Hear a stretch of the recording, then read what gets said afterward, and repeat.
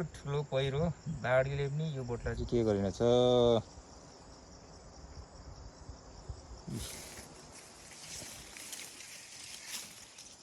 त्यत्रो अगाडिपट्टि खाल्डो बनाइदिएको छ।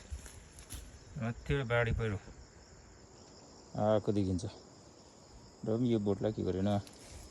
त्यस्तै यो बोटलाई नि बाढी पहिरोले खासै सुन्तलाहरूलाई चाहिँ के पनि गरेको छैन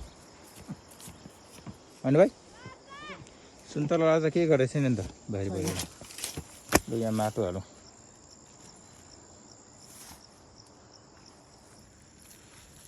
धेरै राम्रो। धन्यवाद।